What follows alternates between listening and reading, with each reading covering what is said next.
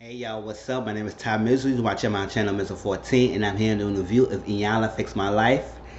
DNA Dysfunction or You My Father Part 1. I don't know how many parts this will be, but this is the first part of the multiple episodes that this will be. It may be 2 part, maybe 3 part, but this is the part 1.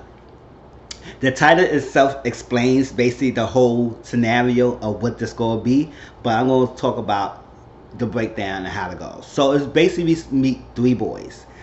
Nigel is the youngest, he's 26, and then we got 2 twins, who's the oldest. Cornelius is oldest, is 29, and sorry, Cornell is also 29, but Cornelius is born first, so he's considered the oldest. So Cornelius, Cornell, and Nigel. So before they start this whole healing process, we get Iyanla got a call from one of the producers, her crew, and said that by one of the boys, they said Nigel was irate. It was so crazy messing up going on. So it's some issues that need to be done with. So she wanted to consider what's happening because she wanted to know if he's capable and emotionally ready to continue this healing process. Because if he's not, then he cannot.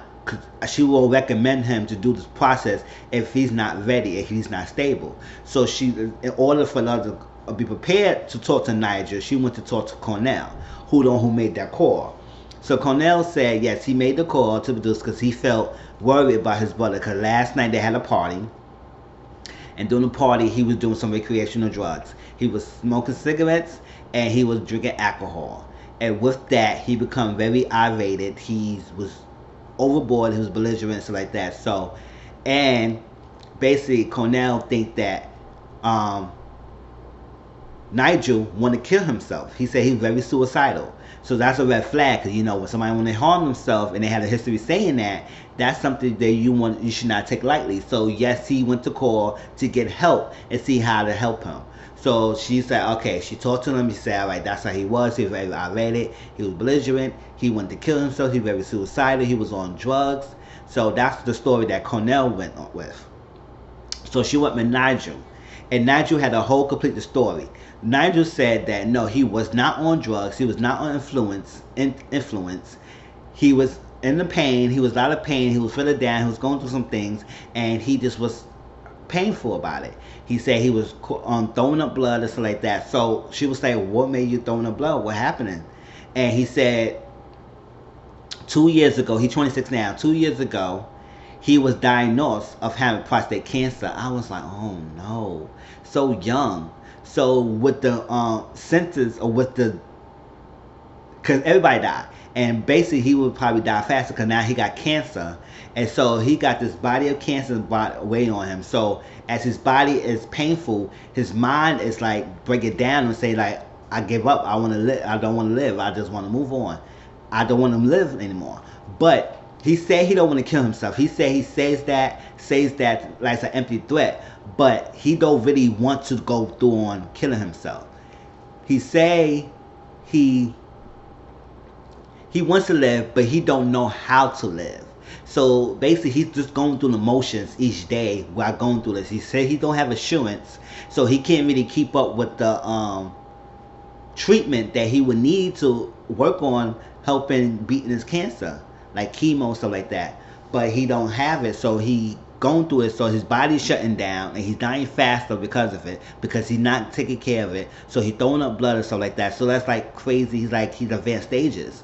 So with that, on top of his body breaking down, and he's going through this issue of being abandoned, and he don't know how, well, his father abandoned him, and then his mother died. So he's going through a lot of emotional overload.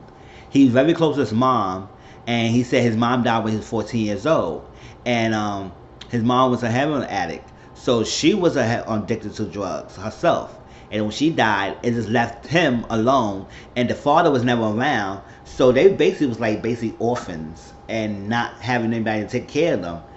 The father revealed that that the mother's sister took them, because the state was gonna take them away, but they was born into drugs. So since they were born into drugs, the state automatically would take the kids.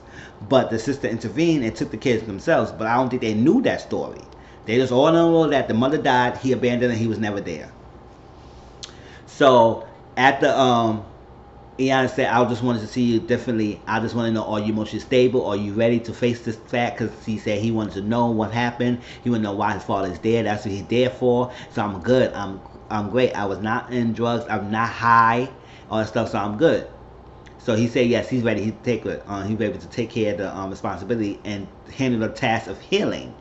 And she said, I want you to think differently. I don't want you to put the mindset that it is one little thing. What about it was something different? He said, I don't want to hear that, because he said, oh, I know that he demanded me, just like that. But he said, what if it's a different story? What if it's a different explanation to why he didn't leave than what you came up with? So basically, when something happened, people come up to create the stories that would benefit them, to make them feel better of what the truth is. But in order for that to happen, they need to find out the truth, and to go to approach the person who has abandoned them. So that's something he needs to know. So Iyanla realized that Cornell and Nigel had totally two different stories. So she sat them down together and see what's the real truth behind what happened last night. Cornell said yes, he called the producers because he wanted to know what's going on. He was so worried about his brother. He felt concerned. He didn't know how to help him, so he wanted to get other people outside who know how to handle him. So he doesn't know, to help him. It's like that. But Nigel felt like he being played. He felt like he was being like a basket case, that he was being a charity case, that he need sympathy, he need thing and help himself. So he called his brother a nigger and all that stuff. He said, "Get out of my face! You gonna try to play me and I'm not gonna hear." Like, he just really went there. And Cornell started crying because he was like, "Listen, I'm not there to hurt you. I'm there to help you. I'm love you. I care for you, and I just want you to get better. I want you to get the help. So I'm not there trying to play you," or stuff like that. So after Nigel calmed down, Iyanla was trying to get them together. It was like, "Listen, we wanted to know." He said, "Yes, I was smoking cigarettes and I was on drugs. Smoking, drinking, but I was not too high. I know what I was doing and stuff like that. And I get like that." He said he get aggressive because he been learned that. That's something he was shown. So when he was growing up, his mother, everywhere his mother went, the mother took Nigel. So he see the things was going on. So he had to learn to be aggressive and be irate and stuff like that. So he said that's something that was right. That's right to know. She said it doesn't make it right. Yes, you learned that, but he said, how can I help myself? And I've learned this. How can I learn these things that I have been taught to do? He said, as much you have learned that behaviors of being aggressive or irate, it's a way that you can unlearn that and learn different patterns of behaviors. It's a way. You just gotta be willing. If you be willing to open to learn, then you will be able to learn different new techniques and new way how to handle conflict, because they never was able to taught how to handle conflict. Because as men, it's hard for us sometimes to even handle conflict, because sometimes we was taught to defend yourself, fight. You gotta protect yourself. You gotta provide. You gotta do this. But you never sat down and tell you how to handle conflict. You never sat down and tell you how to handle situations where there's adversities and stuff. It was always told you to do. But it was never a way to tell you how to handle things. If some things like, if you get all disagreement with somebody, the first thing men mostly do is fight, put their fists, use the words, get aggressive, instead of handle things in an adult way, and how to learn how to effectively communicate with somebody here, so you to shut it out and stuff like that. But the first thing they go in is they're using their fists and words and fight, and that's not how you always handle a situation, because you always can't use your fists. So that's the thing. So Iyanla was asking, he's like, "Did you call your brother a nigga?" That's not something we should not be using in your words. So I don't know how you like that. He said that's how we talk. That's what I said. I said, yeah, but I have two brothers myself, and I don't call none of my brothers niggas. I call them my brother. I love them, my better half, my 1/3 of the part of me. We all share the womb, so that's my brother. We don't call each other niggas, because you know the connotation with that. It's like they may call each other their friends or something like that, but we don't call each other that. So that's not something you should be calling your brother. And that's hurtful to you would call that, because you think he's something like a stranger to the street. Like he's this stranger, this person that you don't care for, and you got to go at him. He said he goes 0 to 100. He said, how can we get that from happening? But he said, yo, Nigel said, I'm only here to talk about Neil and why he been in it. If we not talk about that, then I might just walk away, because I'm not sitting here to do with anything extra but that. So that was that part of it. And I was like, okay, I understand them. And Yeah, so Nigel started breaking down, and I could tell he was very affected with her because he seemed like he was very close to his mom. And he said, I'm just trying to understand why he just left us like that, why he was never there. And at the funeral, when the mom died, he didn't show up to the funeral. If he supposed to be this person loving life and being the mother and being our father, why he didn't show up? Why he didn't care? I thought he cared enough to know to show up at the funeral. He was never there, so he broke down. So Iyanla told him, "Now hug your brother, hug your brother." Alright, so it was one person that's missing. It's Cornelius. He's the oldest. And she said she wanted to get his side of the story before they would bring the father into the situation, because they said they need to be open to hearing his story and say, what is a different way to handle this? What is a different way, aspect to how to approach this? So like that, yes, you need to know the answer, you need to know the truth, but you could think differently. Think differently. Think of a different way. Open your mind to the possibility that is some explanation other than what you was teaching yourself, or when you was concocting yourself in your mind of what happened and why he left you. So she went to talk to Cornelius, who happened to be a legacy line of Cornelius, because his father's name is Cornelius, but we're gonna call him Neil for the sake of this thing, so we won't be confused. So Neil's the father, but his name is Cornelius. The oldest is Cornelius, and his son is Cornelius. So it's like a legacy down the same name, right? So Cornelius, right off the back, he said, right now, I don't really care about my father. I don't really care about listening to what he say. Yes, I want to know what his reasons is.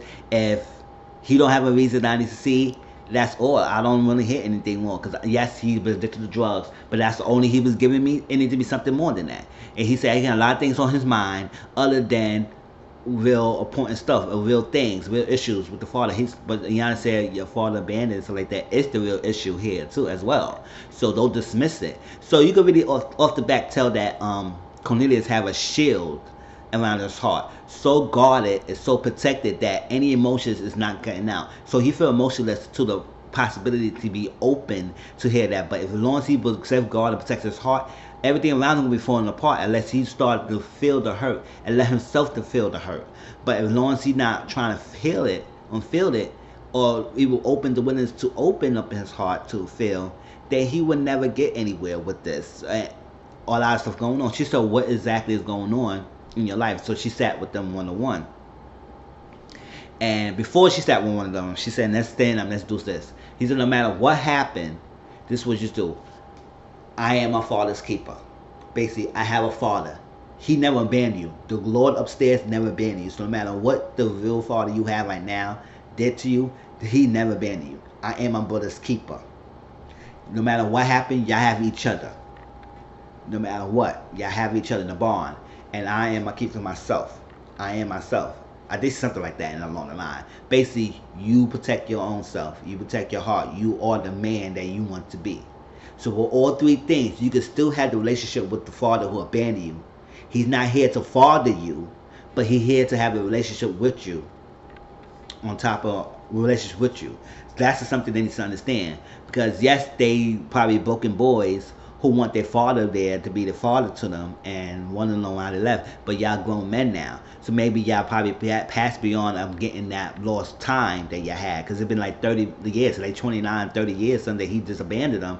So basically their whole life. So it's really basically not too much of a point of being him fathering his kids now.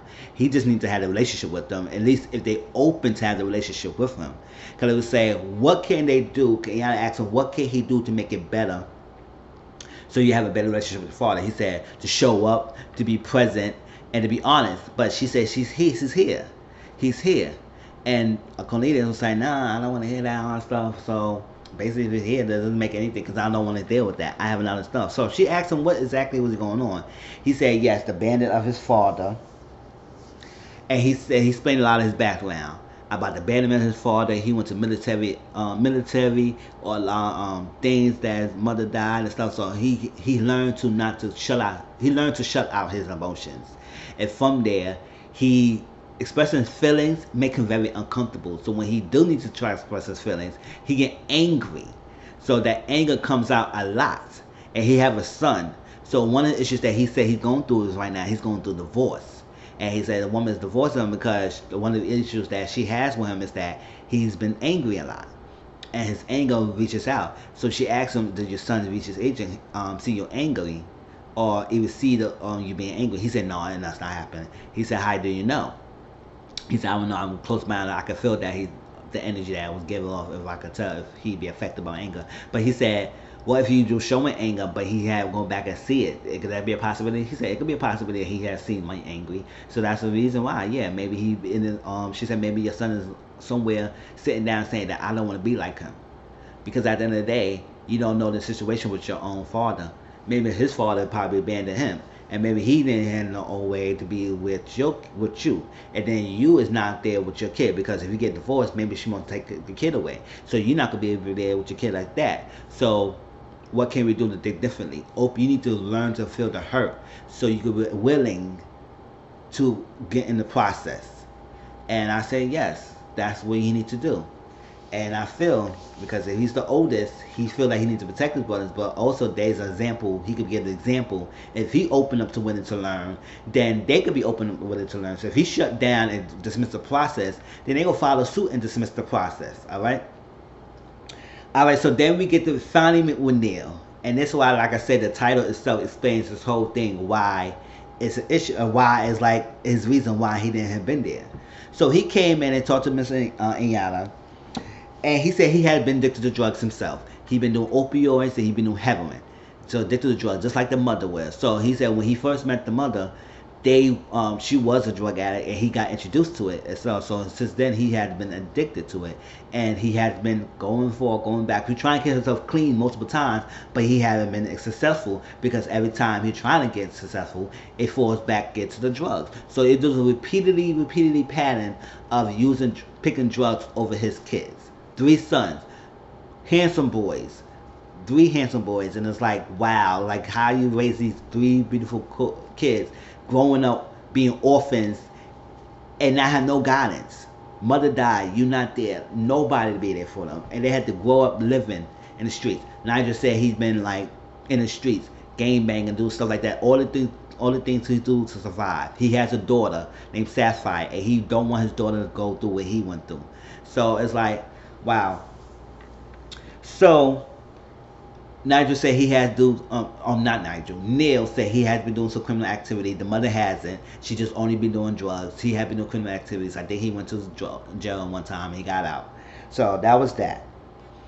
So he would say they need to know the intensity and how what drugs do to you and how it affects you, how it affects you not to be with your family, so like that. Now, Neil was giving a lot of these intellectual answers of why he couldn't be there, instead of giving the emotional feeling answers of why he couldn't be there. She said, no, the boys don't need no intellectual answers. Yes, I understand how addiction affects people, but they don't need to hear that freaking intellect answers. They need to hear what's from the heart. Why, as a father of 3 boys for almost 30 years, abandon your kids? Why you were there? They don't want to hear the addiction, the definitions part. They want to hear why. So what's the feelings? What's there? That's what he revealed, that the sister took the kids and stuff because the kids were take away. The kids was born into drugs, so like that. So they was born into environment into that. And he said he'd been psychological fucked up and everything. He'd been messed up. He can't do it. He been there. So they was giving all this, all that stuff. But all this time, Iyanla's asking why. And I'm sitting here watching the TV. I said, yes, but you giving all these answers, but why? What was the reason? And then he said, I have been curious. I have been curious for a while now. And also my family has been. She said, what is that? My family don't think that the twins is mine. So Iyanla said, oh, gouge my eye out. Gouge it out. Take it out like now. But he said, I don't believe it either. She said, the face that Iyanla gave was like, wow.